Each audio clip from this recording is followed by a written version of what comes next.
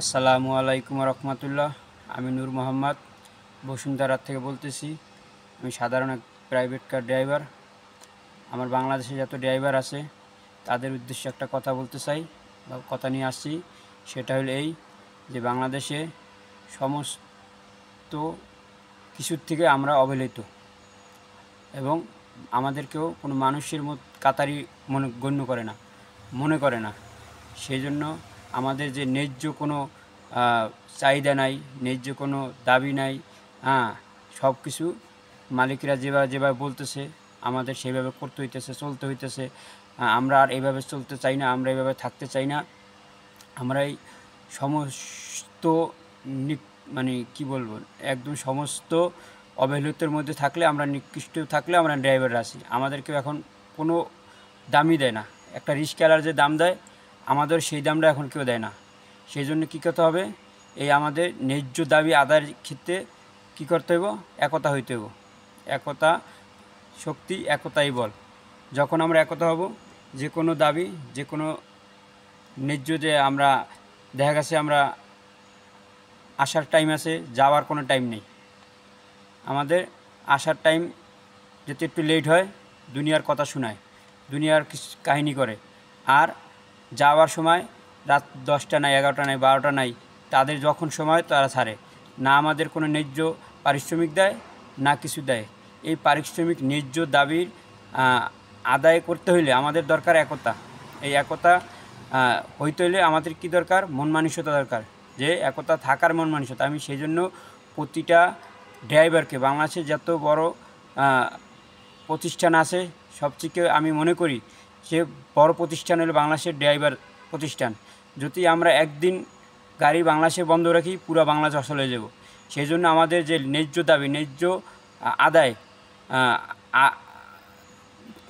আদায় করার জন্য দরকার একতা। সেই জন্য আমাদের আছে কি, বাংলাদেশ প্রাইভেট কার ড্রাইভার একতা, আমরা একটা সংগঠন খুলছি। বাংলাদেশে সমস্ত কিছু সংগঠন আছে, শুধু এই প্রাইভেট স্থানে কোনো সংগঠন নাই। সেই জন্য ভাই আমরা আমাদের একটা সংগঠন খুলছি। সংগঠনের নাম হলো বাংলাদেশ প্রাইভেট কার ড্রাইভার একতা। আমাদের এই সংগঠনে যোগ দিন। আর আমাদের এই সংগঠনটা যোগ দিয়ে দলে দলে যোগ দিন। দলে দলে যোগ দিয়ে সংগঠনটা বড় করে তুলুন, যেন আমরা একতাভাবে মিলেমিশে আমাদের ন্যায্য দাবি আদায় করতে পারি। আমাদের Bangladesh private car driver Telegram apps আছে, সেইখানে যোগ দেন। যোগ দিয়ে আমাদের শক্তি বাড়ান। আপনাদের আপনাদের মতামত জানান, আপনাদের বুদ্ধি এবং দিয়ে সহযোগিতা করেন আমাদের, আমরা কিভাবে আগাইতে পারি।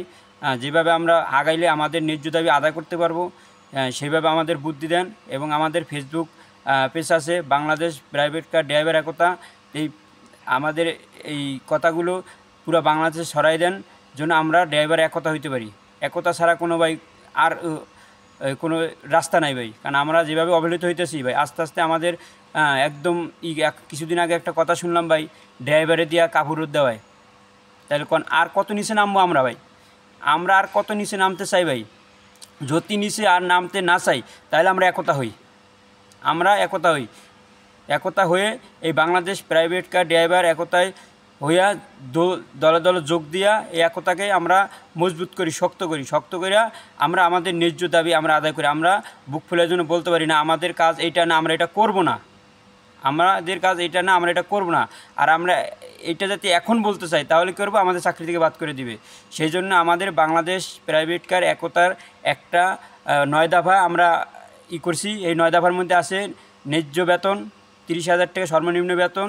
তারপরে 8 ঘন্টার বেশি ডিউটি করাইলে ওভারটাইম দিতে হবে। তারপর মেডিকেলের আছে। তারপরে সাপ্তাহিক ছুটির ব্যাপারে আছে। তারপরে ঈদের যত সরকারি ছুটি আছে সেখানে আছে। এইভাবে আমাদের 9 দফা আছে। আমরা কীভাবে এই 9 দফা আমরা কার্যকর করতে পারি, সেই জন্য আপনাদের কাছে অনুরোধ যে বাংলাদেশের যত ড্রাইভার আছেন ভাই, একতা হন। যার ইগো, যার এই অহংকার বাদ দেন। আমরা আর নিচে নামতে চাই না ভাই। আমরা চাই আমাদের ন্যায্য দাবি আদায় করতে। আমরা যে জায়গায় আছি সেই জায়গার থেকে ইনশাল্লাহ জেগে উঠি। আর এটা বেশি শেয়ার করি। আর আপনাদের বন্ধুবান্ধব যেখানে আছে আপনারাও যোগ দেন। আমি নূর মোহাম্মদ বাংলাদেশ প্রাইভেট কার একতায় যোগ দিছি, আপনারাও যোগ দেন। আর আপনার বন্ধুবান্ধব যে জায়গায় আছে বলেন যে আমাদের একটা সংগঠন দরকার, সবাই বলতেছেন ভাই, কিন্তু এখনও একটা সংগঠন হয়েছে ভাই। এই সংগঠনটা আমরা শক্ত করি, মজবুত করি ভাই। আমরা চাই না সবাই মিল্লা জন্য এই সংগঠনটা দাঁড়া করাইতে পারি।